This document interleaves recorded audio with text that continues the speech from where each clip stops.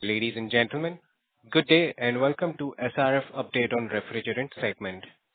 As a reminder, all participant lines will be in the listen-only mode, and there will be an opportunity for you to ask questions after the presentation concludes. Should you need assistance during the conference call, please signal an operator by pressing star and then zero on your touchtone phone. Please note that this conference is being recorded. I now hand the conference over to Mr. Ranjit Sirumalla. Thank you, and over to you, sir. Thank you, Sagar. Good afternoon, everyone, and thank you for joining us today.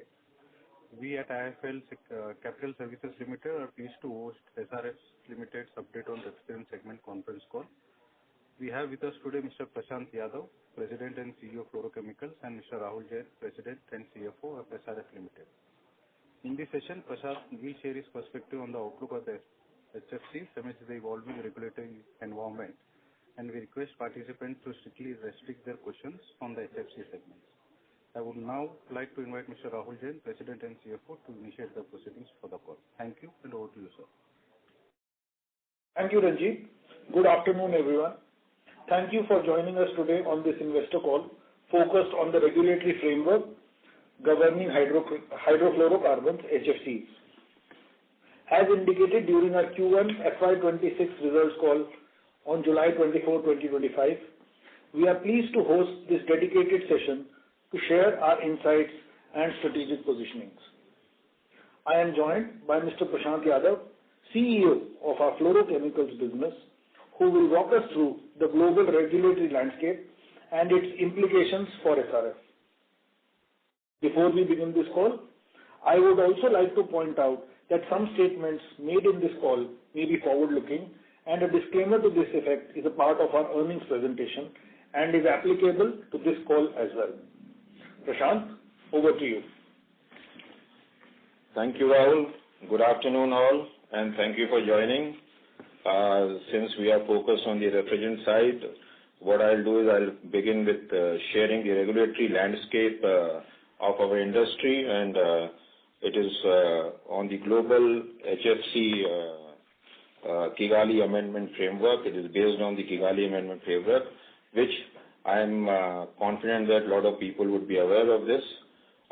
Just to give a backdrop, this framework is kind of divided into two large groups, which is the non-A5 countries, which is basically the US, Europe, Japan, and that kind of developed countries. And then there is an A5 group, which is divided into two subgroups, which is the Group 1 and Group 2.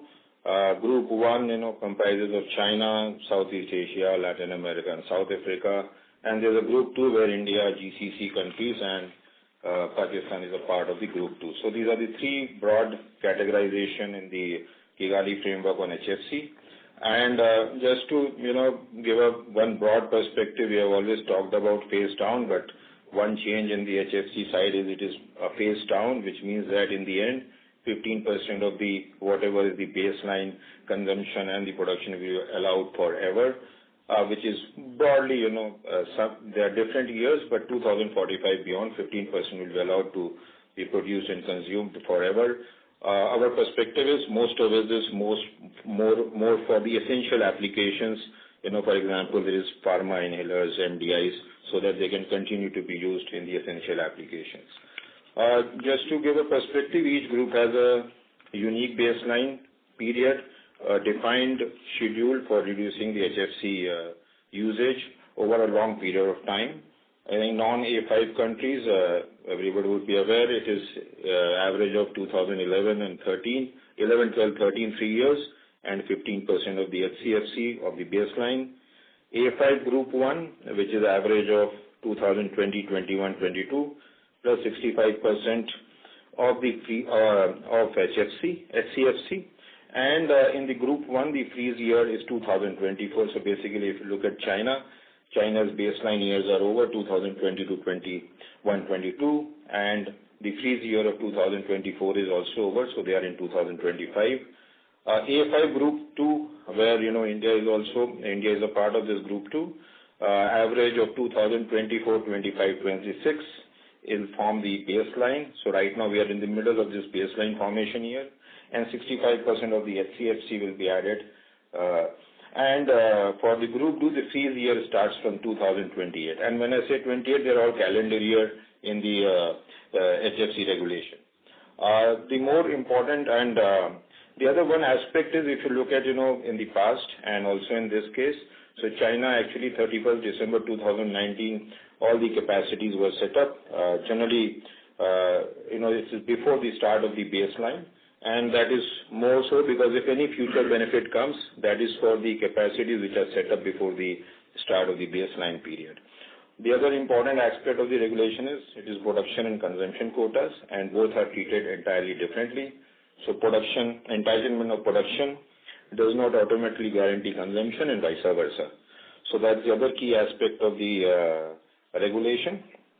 Non-A5 countries are already in the phase-down phase, but obviously in the medium term, some blends might see, growth coming in the non-A5 countries, and I think more or less we know there are some blends which are also HFC blends which will see some growth in the medium-term period.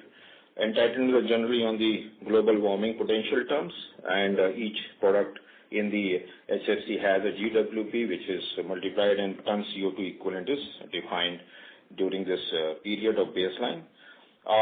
Generally in the past we have seen US and China has gone ahead and implemented it. As things stand today, our understanding is they have not used the HCFC component which is allowed in the regulation. India currently is in the middle of the 36 months period, and India has implemented one aspect of regulation is the import and export licensing has been implemented in India. So right now it is under, if you import you need license, if you export you need license from the country right now.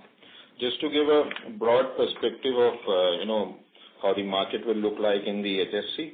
Obviously, if you look at what I've explained, Asia will be the growth driver for HFCs in medium term to long term period. Non-A5 countries basically are in the phase of process of transitioning to the lower GWP alternatives, and some of them are being the HFC blend. So overall, if you see globally, flat to medium growth, obviously Asia will obviously grow at a higher rate than the non-A5 countries. So growth driver surely will be Asia, and obviously Asia is also seeing one transition which is happening, which is the existing HCFCs are moving to the HFCs in Asia, so HFCs will see some growth for medium to long term from this aspect also. Indian HFC market, obviously, if I look at the current scenario with a mild summer will look like more like a 6-7, but if I just put a perspective medium to long term, I see going forward a healthy growth coming in the Indian HFC market. Globally, fourth generation or the new generation are growing at a reasonably healthy rate driven by the Western world right now, where most of the OEMs have moved to the new generation, the refrigerant or the blend of the HFOs and HFCs. Generally, if you look at how SRF is placed on the refrigerant space, we are fully backward integrated. Very few players in the world which are backward integrated. We have our own technology. We have very strong, robust supply chains in place, a strong brand and distribution, and I think we are one of the few ones which have a strong brand and distribution of our own in India. Obviously, we know about it, but we have a strong brand and distribution of our own in Thailand, in Middle East, and we are also exporting to a lot of geographies beyond these three, home markets which I have talked about. Generally, if you look at how we are, apart from HFCs, I think we all are aware that, some time back we have also announced our entry into the fourth generation capacities, which will come up in near future.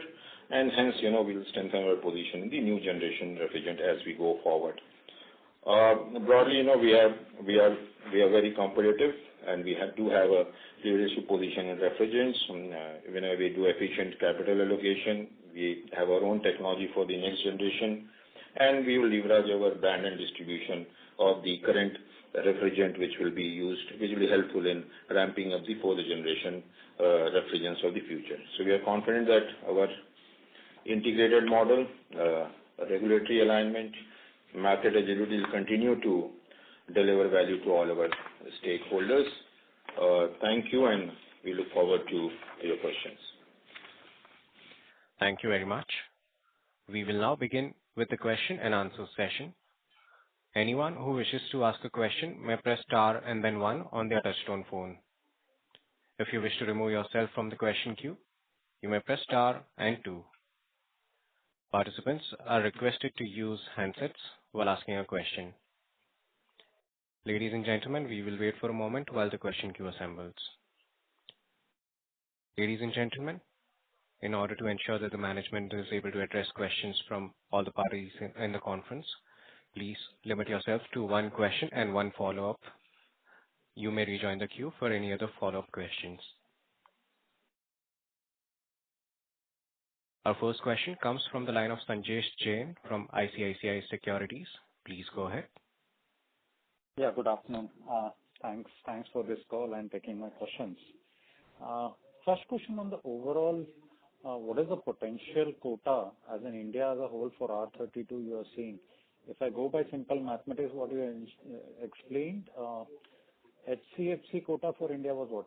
28,000 metric ton or close to 30,000 metric ton. And we have sold almost, between us and Naveen, who have sold during the quota, it appears that the total India quota will be upwards of 100,000 metric ton. Will that be a fair assumption for us to look at India as a whole quota?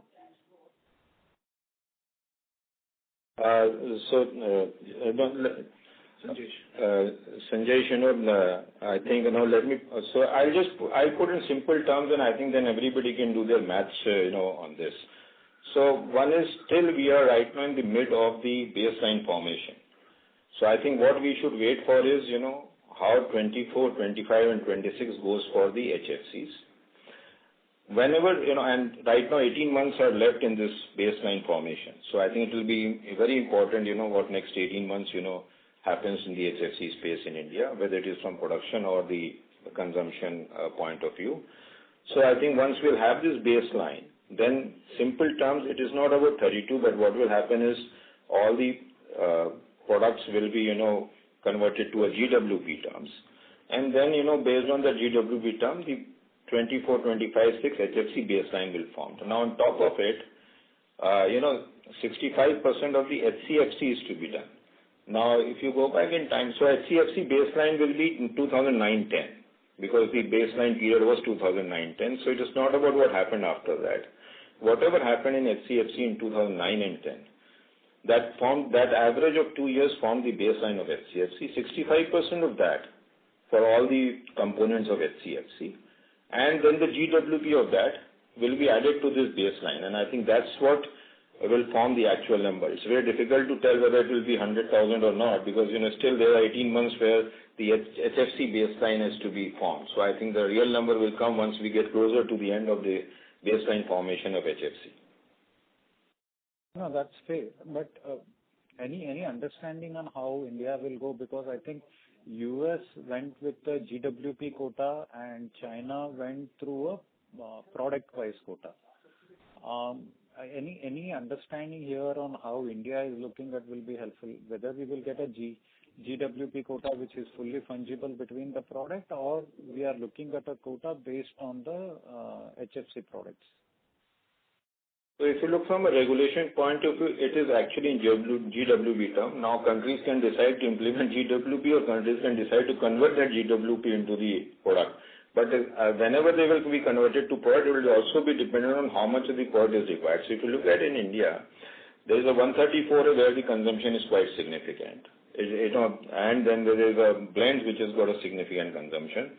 So I think most probably it is, so regulation says GWP and its reduction over a period of time. And it will depend upon, I think policy framework still has to be made from the country's point of view. But if I look at it, there is large consumption of some of the other HFCs also in the country. So the GWP might be a better thing for India. Got it. Just one last question. I will fall back on the queue post that. From an India perspective, assuming that we have certain GWP and... Can you be a bit louder?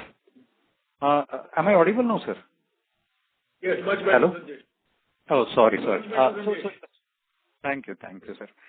So just from an India perspective, assuming that we have X amount of quota because we get some quota from R22, will government be open to providing GWP quota if there is excess in their hand to a newer entrant who otherwise didn't have any quota from 22 or being sold during the quota determination period?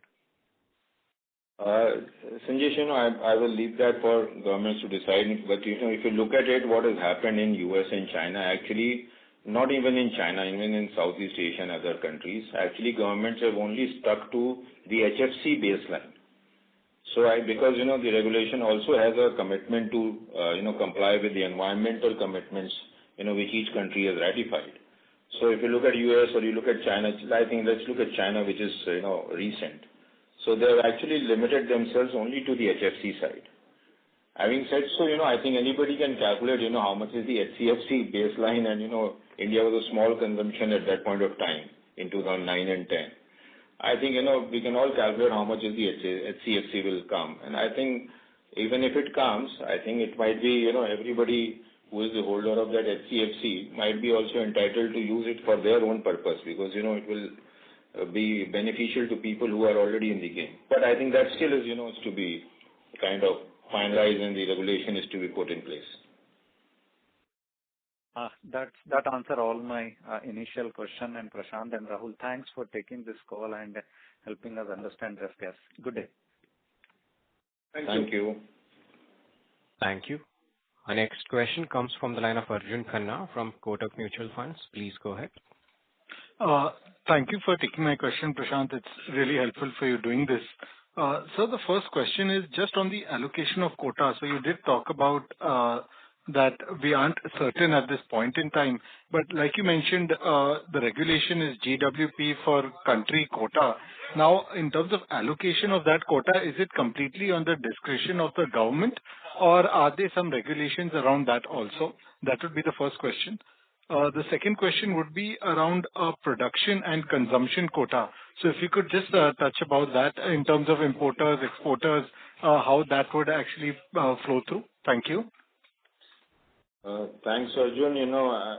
If I look at US and China, and if you look at how they are given the allocation, and if you look at in the past, when in the HCFC space in India, the quota was given based on each company's baseline formation, and if you look at US, it is company wise. The whole list, it is public. I think anybody can see how much each company has got, and same in China. There are 35 players in China, but each 35 players have got their own allocation based on what they did during the baseline period. So I think, and in India also HCFC, the same philosophy was followed. So there is a consistency in the implementation of the philosophy over a long period of time in the Montreal Protocol, and I think same principles, are followed and will be followed going forward. So I think that answers the first question. On the second part of the question, where production and consumption, it is again, these are two different things. The X amount you produce, whatever is the average of that X amount is produced, you get entitlement for that X amount.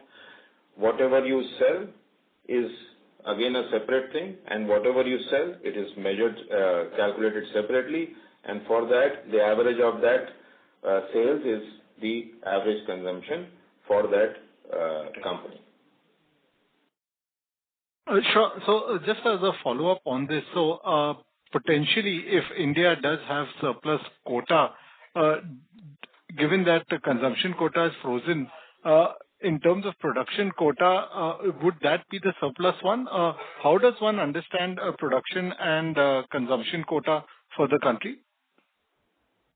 Production. No, so production is for the total production. So what you produce, which is say domestic plus exports put together, is the production. Whatever you do sales in domestic is the consumption. So I think production is on a total level. So somebody can have less domestic, more exports, less domestic. So based on how much you do in domestic is consumption, and whatever actually you produce is total production. So So this was more in the context of Indian players potentially, or India, given that our consumption is not to that, given that a lot of players, including us, have a number of home bases and exports to US markets, etc., that our consumption may not be as high as our production quota. and given that we have baseline addition, so could units come to fulfill this production quota even post the baseline determination year? I think I was trying to understand that, sir. So, Arjun, if you can just, put down on a piece of, calculate this will happen. Whatever is the average. See, it's a actually documented and very black and white mathematical model which is there. Anybody can calculate their own numbers. 24, 25, 26, what you have produced at HFC production, average of that becomes your HFC baseline. You can convert that into GWP term. Now, sure. And plus, whatever is, now the HCFC 65% can be added to that. Each company can add theirs, or, if on the production side or the consumption side. That just forms the baseline year. After that, if you don't have a baseline and if you don't have an entitlement, then, you can't do anything afterwards, because if you look at it, what happens? One is so after 24, 25, 26 of the baseline, 28 is a freeze year. So which means whatever is your baseline average from 2028 onwards, you are capped by that. So you have to have a baseline to actually go ahead and start continuing operations beyond 2028. So if you increase year, you need to have your entitlement, and based on the entitlement, you are allowed to produce or sell that much quantity. Sure. Very helpful. Just a final question, sir.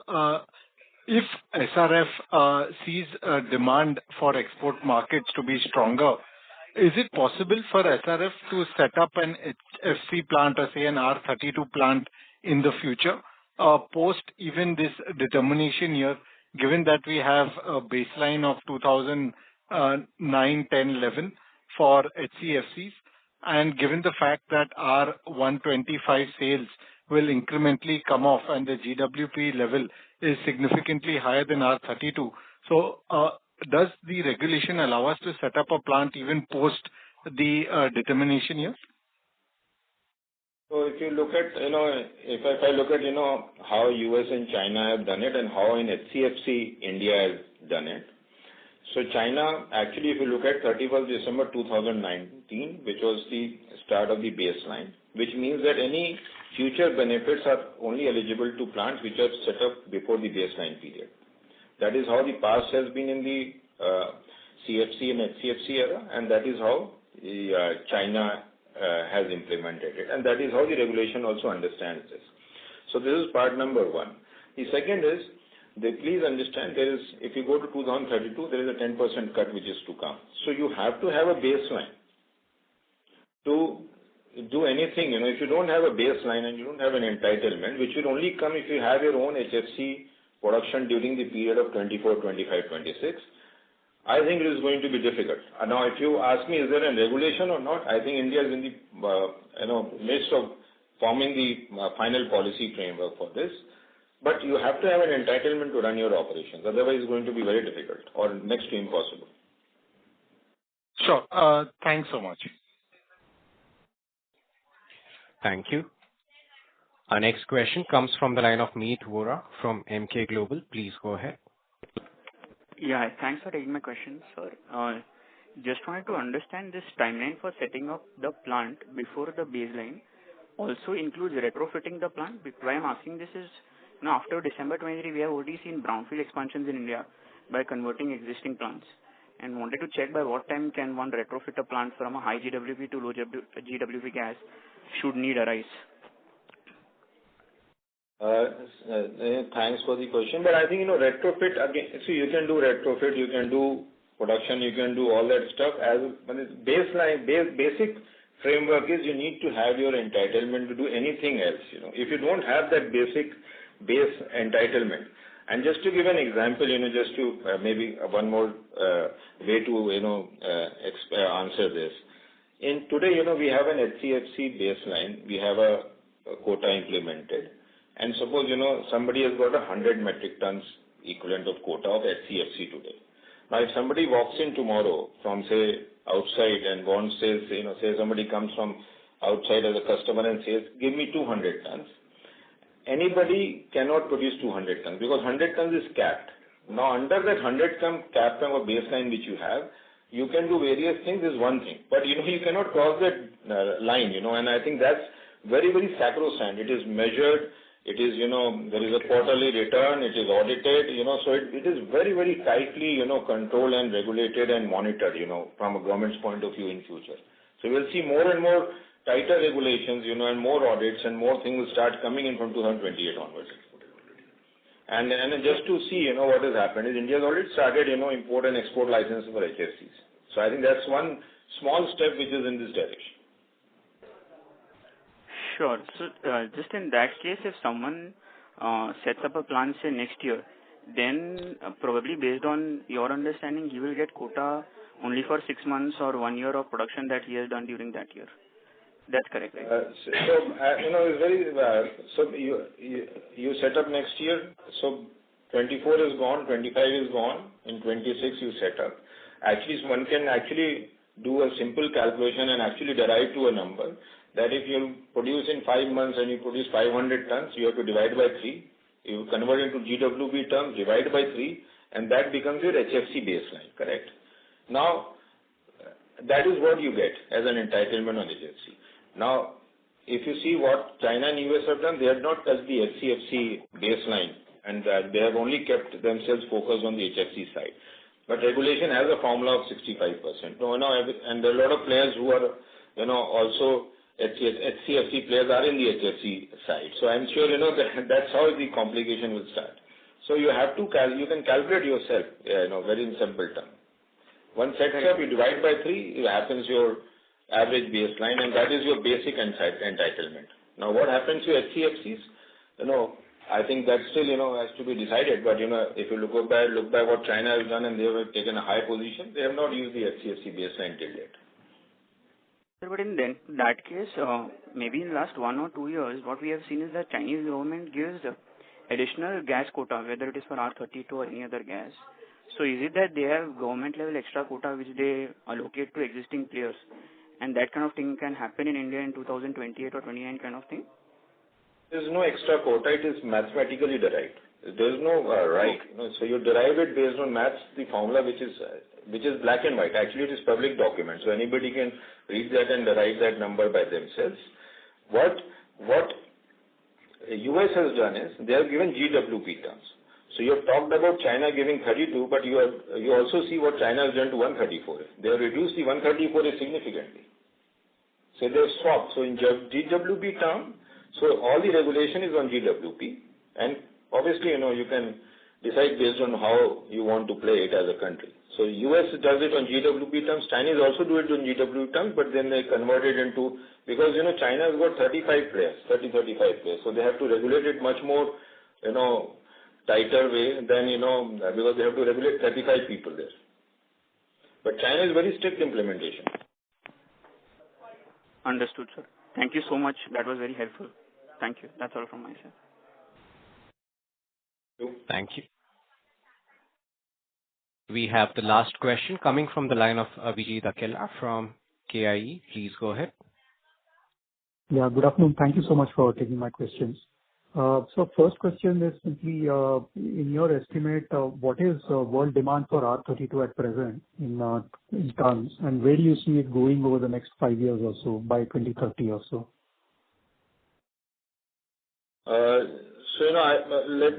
Let me say, I'll answer you from a total HFC perspective more. I think, total HFC globally would be about 700,000 metric tons today. Asia will be the driver of growth to a large extent on a total HFC level. And let me tell you, it's not only about 32. There are, a couple of more HFCs which are equally important in the HFC game than only 32. And, 134 is also bigger HFCs, which is there and there's 32, and there is a lot of blends which is, consumed in the world. And, so globally, I think it is marginal growth. Asia will certainly see some growth, in the medium to long term period. And I think we see some medium term is maybe 5 years, long term is 10 years. I don't see, anything happening to the overall global growth because, if you look at what is going to happen in Asia, is a lot of HCFCs will move to HFCs. some HFCs will also move to the next fourth generation. And all the HCFCs are today consumed in Asia or produced in Asia. So Asia will see growth. Obviously, there's shift from HFCs to fourth generation or next generation which will happen in the Western world. And hence, globally, it will be marginal growth. Asia will see a growth. Okay, thank you. And just the last question from my side was, with regard to R32, what is China's total quota? Would you have a sense for that? You know, are they producing already at the full quota entitlement, or are they a little bit below that just to support the prices? And related question, the US has anti-dumping duties on imports of Chinese R32, which was implemented in early 2021. The 5-year period for that is expiring, early next calendar year, 26. Would you expect that ADD could be removed on, Chinese exports of R32 to the US? It's very difficult to answer whether Chinese ADD will be removed or not. But if you look at, how things are and how it has happened, and I think ADD is not only on 134A but 32, but it is also there on 134A. It is also there on 125. So most of the HFCs coming from China to US are under ADD. And 134A was before 32, and it is still continued. So 134 was the first product where the ADD was put against China, and it is continued. It is always kind of got extended. So I hope and I expect that the same will happen to 32. China data, I think, is more or less now, since they do calendar year announcements. I think it is in public domain for what China's production or consumption is for 32. But yes, China's consumption for 32 is growing, and I think that is something good. My expectation is that I think it will lead to a more balanced demand supply situation in medium term to long term in the HFCs as a whole. So I think that's what will play out in the medium to long term on demand supply for the HFCs. Okay, sir. Got it. Thank you so much, and all the best. Thank you. Thank you. Ladies and gentlemen, that was the last question. I now hand the conference over to the management for closing comments. Thank you everyone for joining us on the call. I hope some of the questions that you had with Prashant here have been answered. We thank you for your support as always and look forward to future engagement. Thank you. Thank you. On behalf of SRF, that concludes the conference call. Thank you for joining us, and you may now disconnect your lines. If you found this video helpful, please like, share and subscribe to Concall India for latest upcoming Concall.